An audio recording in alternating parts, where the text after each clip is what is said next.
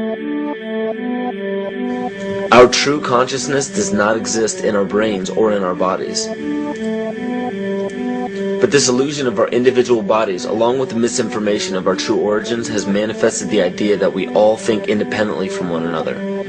With this misunderstanding, it would seem impossible to scientifically explain telepathy, clairvoyance, spiritual mediums, and other phenomena dealing with transferring information between sources without physical means of communication. The blank matter within the most basic building blocks of perceivable existence is malleable and molded by intent.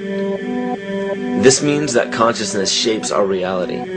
This seems difficult to accept for most, and it is quite understandable. In modern times, we are taught from an early age how to think rationally and tangibly. This is a very left-brain method of education, and it has more harmful effects than it's given credit for. The left brain deals with logic, details, facts, patterns, practicality, science, and math, as the right brain deals with feeling, intuition, symbols, images, risk-taking, philosophy, and religion. With a deliberate push for government-controlled educational curriculums, generation after generation of the youth are being taught to focus only on the facts, figures, and numbers. Repetition is used to train children subconsciously to accept what they're learning. Children aren't rewarded for questioning the validity of the information they receive. They are ridiculed. However, the children who blindly accept the information as true and merely regurgitate the information on command when it is time to take a test, those children go on to become the decision makers in our government, law, medicine, business, and every other occupation with power and prestige.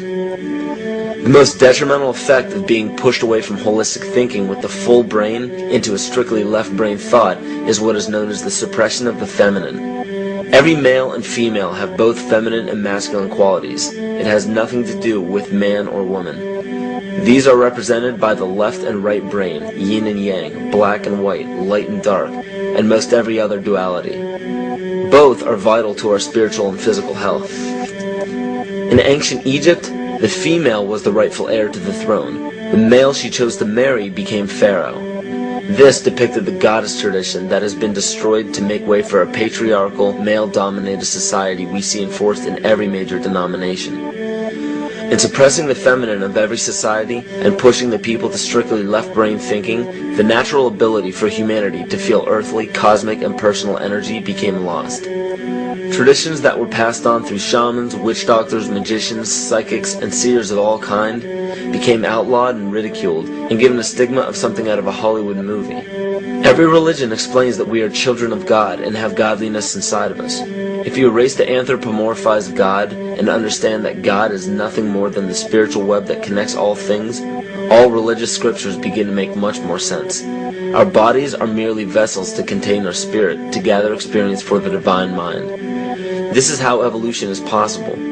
It is scientifically proven that all species are evolving into more complex beings. Innate knowledge or racial memory within all species is the understanding of newborns of all kinds to automatically know specific details and traits that the mother does not have to teach them. Therefore, innate knowledge helps every species naturally evolve towards more complex organisms. Lyle Watson claims that it was a Japanese scientist who observed the 100th monkey effect in 1952. In this observation, he discovered that a certain portion or percentage of monkeys learned or developed a new trait. The knowledge became an innate ability in that species. This is further testimony to a collective consciousness among species.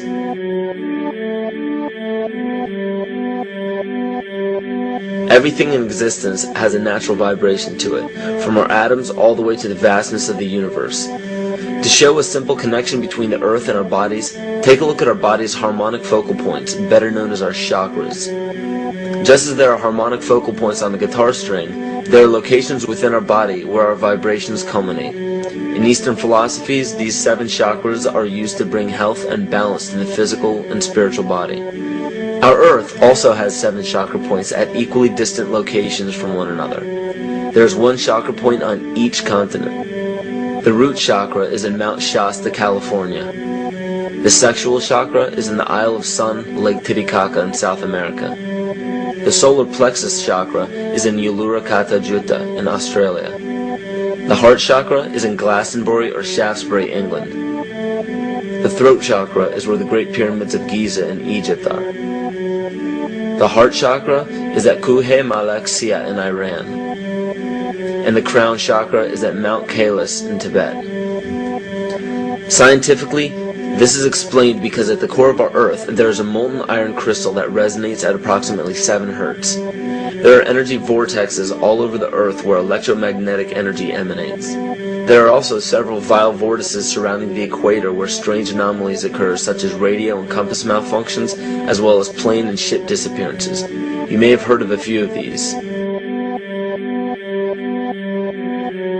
So the intangible parts of our existence, such as emotions, are part of the true reality of higher consciousness. If emotions are part of a realm that we cannot experience with our 5 senses, then how is it that we are all aware of our emotions?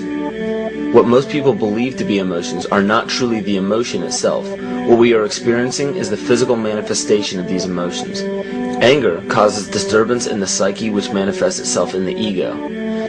These manifestations cause the heart rate to increase, body temperature to rise, and spawn many other physical traits that signify anger. Just as music from the radio is a physical manifestation of an intangible signal, our experience of emotion is the physical manifestation of an intangible signal as well. It has been shown that our emotions have a vibratory frequency to them. Furthermore, there are only 2 emotions that humankind experiences: fear and love. All other emotions branch either directly or indirectly from these 2 emotions. Fear has a long and slow frequency vibration to it, while love has a very rapid and high frequency. To show that vibration is the very foundation of existence, Hans Jene developed what is known as cymatics in the 1940s to show that when vibrations of sound are passed through a form of media, there is a set pattern that will follow. When the frequency increases, the media develops into a more complex pattern. This is precisely what is happening to our Earth and to humanity. There are 64 possible codes of amino acids in our DNA structure made from 4 elements: carbon, oxygen, hydrogen, and nitrogen. By any means of logic, we should have all 64 codes activated within our DNA structure. Yet we presently only have 20 active codes. And of these 64 possibilities, it appears that only 20 of these codes are turned on right now for us, the 20 amino acids. There is a switch that turns off and turns on where those coding sites lie, and that the switch for that turning off and turning on is what we call emotion. And this is the first time that we've ever seen the patterns of emotion directly physically linked to human genetic material. Well, fear is a long, slow wave of emotion. So this wave of fear is a long, slow wave and touches relatively few sites on this DNA. So an individual living in fear is limited to the number of antennae that they have available to them, whereas an individual living in the pattern of love, this is love in DNA, you can see it's a higher frequency, shorter wavelength. We have many more potential sites for coding along that genetic pattern. This information, this is amazing. This is the first time we've ever had a hard digital link between emotion and genetics. This is important to understand because another researcher named Vladimir Popanov measured tiny particles of light called photons inside a vacuum tube. The photons were scattered as expected. A sample of DNA was then entered into the vacuum tube and they measured the photons again. They found that the particles of light aligned themselves along the axis of the DNA. Then, as they removed the DNA sample, the photons remained aligned to the same form of the DNA even though no DNA was present.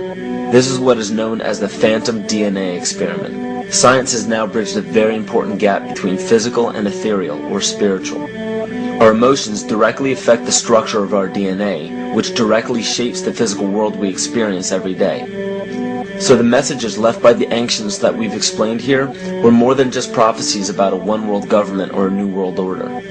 We now understand why the study of the heavenly bodies were so important. The rotation and orbit of all that makes up our universe serves as a clock to map changes and transitions. This helped the ancients understand that the change of the heavenly bodies were a mirror to the changes of all existence.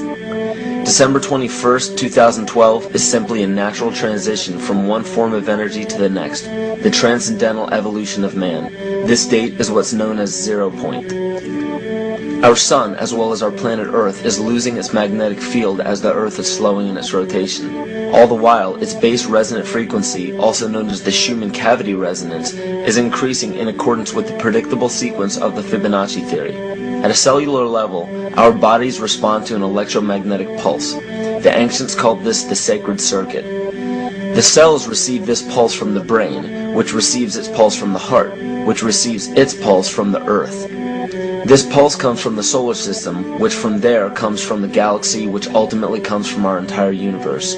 We literally share a pulse with all of existence. Yet another example of everything being one.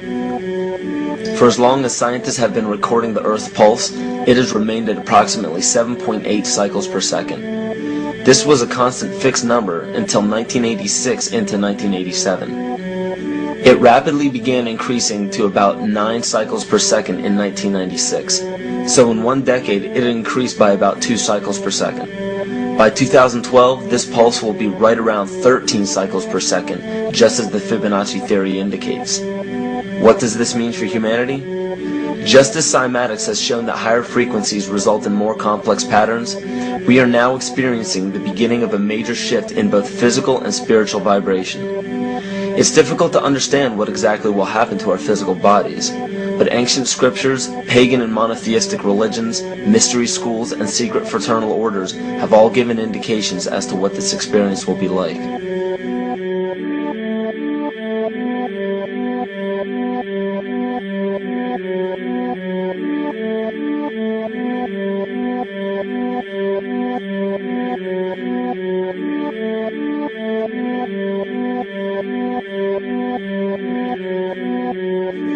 This will be the shift of the ages, the transcendental period of monumental changes to humanity. Those unprepared for this transition will likely not be able to cope with the rapid changes in the psyche. The only way to prepare for what is to come is what we have sought after for our entire lives: truth. Not the truth about governments, commerce, religions, terrorism, or anything external, but the truth within ourselves, within our psyche and our shadow self. Especially in Western cultures, we are taught that being normal means only being happy and never sad, only loving and never angry, only forgiving and never jealous. This sounds plausible, but it is not.